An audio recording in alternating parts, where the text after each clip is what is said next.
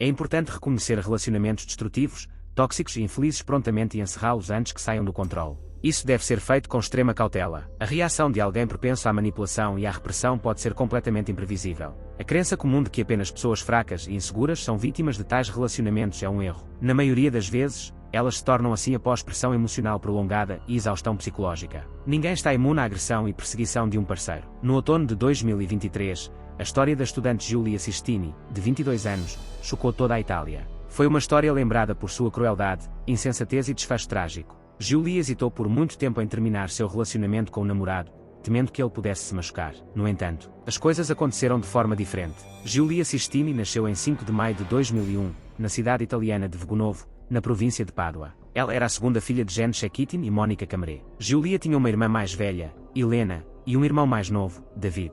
Apesar de suas personalidades diferentes, Helena era ativa, impulsiva e independente. Giulia, por outro lado, era calma, modesta e obediente. Desde a infância, as irmãs compartilhavam um relacionamento muito afetuoso e de confiança. O pai de Giulia trabalhava como engenheiro em uma empresa local. Sua mãe trabalhava na administração municipal. A família pertencia à classe média, morava em uma casa espaçosa e possuía vários carros. Os pais cuidavam de seus filhos, tentavam proporcionar-lhes um futuro decente e investiam em sua educação e desenvolvimento. Enquanto estudava na universidade, Giulia conheceu seu colega, Philippe Tourette. Ele nasceu em 2001, com apenas alguns meses de diferença, e cresceu na cidade de Taurella, também na província de Pádua. Filippo era filho único de Nicola e Elizabeth Tourette. Ele era cercado de carinho e atenção. Os jovens estudavam no mesmo departamento e rapidamente se tornaram próximos. Aulas compartilhadas, interações amigáveis e apoio mútuo formaram a base do relacionamento. Quando Filippo estava com dificuldades nos estudos, Giulia o ajudou a se preparar para as provas. Logo depois, ele a convidou para sair. Assim começou o relacionamento romântico deles. O romance se desenvolveu rapidamente. Em janeiro de 2022, eles se tornaram um casal. E para Giulia, esse foi o primeiro sentimento sério. Ela ficou completamente cativada por Philip, confiava nele e parecia genuinamente feliz. Durante os primeiros meses, eles eram praticamente inseparáveis, sempre juntos, inspiravam admiração genuína daqueles ao seu redor, como um casal harmonioso. Com apenas 2 meses de relacionamento, Philip convidou Giulia para sua casa e a apresentou aos pais, como sua noiva. Algum tempo depois, ela fez o mesmo, levando-o para a casa da família e apresentando-o à sua família.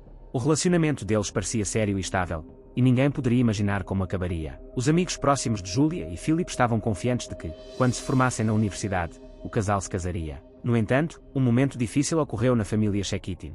A mãe de Giulia e Monica foi diagnosticada com câncer em estágio avançado. A doença progrediu rapidamente e todas as tentativas de tratamento foram infrutíferas. Os médicos concluíram que não havia mais tratamentos eficazes. Os 6 meses seguintes ao diagnóstico foram um verdadeiro calvário para toda a família. Durante esse período, Philip tentou estar presente para Giulia, oferecendo-lhe apoio emocional e ajudando a cuidar de sua mãe doente. Giulia valorizava muito seu apoio e sentia por ele um profundo afeto e gratidão. Apesar de participar do programa experimental, Monica faleceu em outubro de 2022 após tratamento. Ela tinha apenas 51 anos. A perda da mãe foi um forte golpe emocional para toda a família. O pai de Giulia, Gina, ficou profundamente angustiado com a morte da esposa e extremamente deprimido. O apoio dos filhos foi o único fator que o impediu de um colapso emocional completo. No entanto, apesar de tudo o que Philip havia feito durante esse período difícil, o relacionamento entre ele e Giulia começou a se deteriorar gradualmente. Eles continuaram um casal, mas Giulia considerou cada vez mais terminar o relacionamento. Ela estava particularmente preocupada em como comunicar essa decisão a Philip sem provocar uma reação agressiva dele. Ela compartilhou seus pensamentos apenas com 2 amigas próximas em quem confiava plenamente. Para elas, a notícia da separação planejada foi uma surpresa. De fora, Giulia e Philip pareciam ser o casal perfeito, sem qualquer suspeita de conflito. No entanto, Giulia deixou claro que não poderia continuar o relacionamento como estava e que o término era apenas uma questão de tempo. Os motivos dessa decisão só foram conhecidos após a tragédia. A essa altura, Giulia já se preparava para defender sua tese, mas sabia claramente que não queria se dedicar à medicina, área que escolhera sob pressão dos pais. Sem o conhecimento do pai, ela se candidatou à Escola Internacional de Quadrinhos em Reginald Emilia. Quando finalmente o informou de sua decisão, imediatamente enfatizou sua intenção de concluir os estudos universitários e obter um diploma, como sua família desejava. Mas, então, disse ela, planejava continuar seus estudos em uma direção diferente, tornar-se ilustradora. Gina encarou isso com calma. Após a morte da esposa, ele reconsiderou muitas coisas e disse à filha que ela tinha o direito de fazê-lo. Escolha seu próprio caminho e faça o que realmente lhe traz satisfação. No entanto, a conversa com Philippa se mostrou significativamente mais difícil. Aconteceu em agosto de 2023. Naquela época, o casal já namorava há mais de 1 ano e meio. Giulia teve dificuldade para encontrar as palavras, mas quando finalmente falou, Philippa pareceu compreensivo.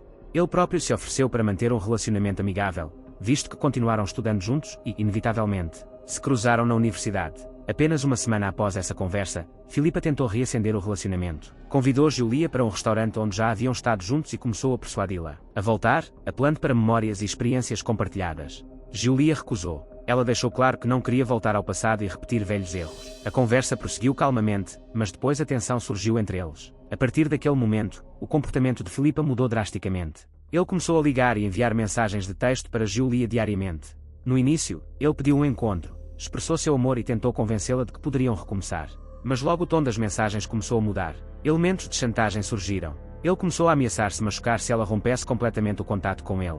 Ele estava bem ciente da fraqueza dela e deliberadamente pressionou seus sentimentos de culpa e compaixão. Sob essa pressão, Julia cedeu. Ela sabia da instabilidade emocional dele e temia seriamente que ele fosse capaz de comportamento autodestrutivo. Eles realmente começaram a se comunicar novamente, mas o relacionamento era completamente diferente. Foi um reencontro forçado no qual ela não se sentia livre. Ela esperava que acabasse logo. Enquanto isso, as mensagens de Philip se tornavam cada vez mais alarmantes. Em uma delas, ele escreveu diretamente que ou ficariam juntos ou seria o fim para ambos. Foi uma ameaça direta, mas Julia não foi à polícia nem contou a ninguém, exceto a uma amiga. Isso continuou por quase 2 meses. Em novembro de 2023, Julia tomou a decisão final de encerrar a comunicação. Sua defesa de tese estava marcada para 16 de novembro, e ela estava programada para começar em uma nova escola em dezembro. Ela não tinha tempo para conflitos ou resolução de conflitos. Após o término final, Tureta continuou a escrever para Julia. Ela respondia cada vez menos, alegando agendas lotadas. Então ele começou a persegui-la. Ele a observava e monitorava seus movimentos, e logo descobriu que ela havia começado a se comunicar com um novo conhecido chamado Eric. De fora, parecia um relacionamento romântico em desenvolvimento. Esta foi a gota d'água para Philip. Ele não conseguia se conformar com a ideia de que Julia pudesse estar com outra pessoa. Um cenário perigoso, que logo se concretizaria, começou a se formar em sua mente. No sábado, 11 de novembro de 2023, Julia Shekitin passou quase o dia inteiro trabalhando em sua tese. Por volta das 17 horas, ela enviou o projeto concluído por e-mail para seu supervisor. Uma hora antes, o ex-namorado de Philip Tureta entrou em contato com ela.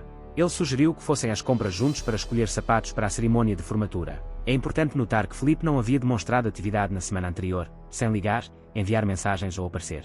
Julia presumiu que ele havia se conformado com o término e não a incomodaria mais. Ela reagiu calmamente à oferta dele para encontrá-lo e, de maneira amigável, concordou em ajudar. Eles concordaram que ele a buscaria às 18h30. Julia disse ao pai que voltaria no máximo até lá. Meia-noite, ela o abraçou para se despedir. Naquela noite, Gina Shekitin viu a filha viva pela última vez. Na hora marcada, o carro de Philip parou em frente à casa. Julia sentou-se no banco do passageiro e eles dirigiram em direção ao shopping. Lá, foram vistos fazendo compras juntos. De fato, compraram sapatos e, por volta das 21 horas, pararam para comer alguma coisa na praça de alimentação. Por volta das 22h30, câmaras de segurança os flagraram retornando ao carro. Ambos pareciam calmos. Conversaram sem qualquer tensão. No caminho para casa, Julia mandou uma mensagem para a irmã mais velha, discutindo assuntos domésticos. Mas às 22h45, suas mensagens pararam. Seu telefone foi desligado. Não houve resposta para novas mensagens. Quando Julia não voltou para casa na hora marcada, seus parentes decidiram inicialmente esperar um pouco, mas por volta da 1h da manhã, ficou claro que algo sério havia acontecido. Julia nunca passava a noite fora de casa sem avisar. Tentativas de contato por telefone foram infrutíferas. Seu telefone estava fora de área. Philip também não estava disponível. O pai e a irmã mais velha de Julia registraram um boletim de ocorrência de desaparecimento na polícia. Seu irmão mais novo ficou em casa caso a irmã retornasse. Apesar de ter esperança de que o telefone dela tivesse simplesmente descarregado ou de que houvesse um atraso inesperado, todos entenderam que a situação era fora do comum. A resposta da polícia foi superficial. Os policiais não tinham pressa em agir. Um adulto, disseram eles, tem o direito de administrar seu próprio tempo. Além disso, poucas horas haviam-se passado desde o desaparecimento e, de acordo com os protocolos vigentes, a busca por um adulto começa no máximo 24 horas depois. Enquanto isso, aproximadamente 4 horas antes da visita da família à delegacia, a polícia já havia recebido um relatório alarmante. Sinal. Na época, este incidente não estava conectado ao desaparecimento de Julia, mas uma conexão direta mais tarde ficou clara. Na noite de 11 de novembro, por volta das 23 horas, um homem chamado Marco Musmei ligou para a polícia. Ele relatou ter testemunhado um incidente violento no pátio de sua casa. Ele disse que tinha saído para fumar na varanda e ouvido gritos vindos de um estacionamento próximo em frente à sua casa. Marco viu uma garota assustada sair correndo de um carro estacionado, pedindo socorro. Um homem correu atrás dela, alcançou-a, deu-lhe vários socos e a arrastou à força de volta para o carro, colocando-a no banco de trás. O carro então acelerou. Marco não conseguiu distinguir a placa devido à escuridão e à distância, mas lembrou-se de que era um carro de cor escura, semelhante a um Fiat Punta. Ele imediatamente relatou o incidente à polícia. No entanto, sua história não provocou uma resposta séria. Os policiais consideraram que as informações fornecidas eram insuficientes e decidiram não enviar uma patrulha. Marco decidiu então ir pessoalmente à delegacia. Lá, encontrou Jim Shekitin, o pai da desaparecida Julia. Na conversa, ficou claro que eles moravam ao lado. Suas casas ficavam literalmente a 50 metros de distância. A cena descrita por Marco ocorreu do outro lado da rua de sua casa, no estacionamento. A descrição de uma testemunha deixou claro que o carro em questão poderia ser o de Philippe Touré. Foi ele quem buscou Julia naquela noite em seu Fiat Punta Preto, com o qual dirigiram juntos até o shopping. A polícia conseguiu contatar os pais de Philippe, Elizabeth e Nicola. Eles também não conseguiram localizar o filho e ligaram para os amigos dele na tentativa de descobrir seu paradeiro. No entanto, não conseguiram fornecer nenhuma informação útil. Após receber informações de uma testemunha ocular, a polícia chegou imediatamente ao estacionamento onde o ataque provavelmente ocorreu. No entanto, as esperanças de obter imagens de vigilância foram frustradas. Não havia equipamento no local. Os investigadores só puderam confiar em depoimentos de testemunhas e evidências encontradas no local. Uma faca grande com a lâmina danificada foi encontrada na calçada. Ela havia-se quebrado quase na altura do cabo. Várias manchas marrons também foram encontradas no chão. A quantidade de sangue era pequena, sugerindo que a vítima havia sofrido ferimentos, mas possivelmente ainda estava viva. Um exame determinou que as impressões digitais no cabo pertenciam a Philippe Tourette e o sangue pertencia a Julia Shekitin. A julgar pelo padrão de fratura da faca e pelas marcas na superfície, pôde-se concluir que a lâmina havia atingido a calçada e não o corpo no momento do impacto, causando sua quebra. Isso confirmou a teoria de que o ataque não havia sido bem sucedido.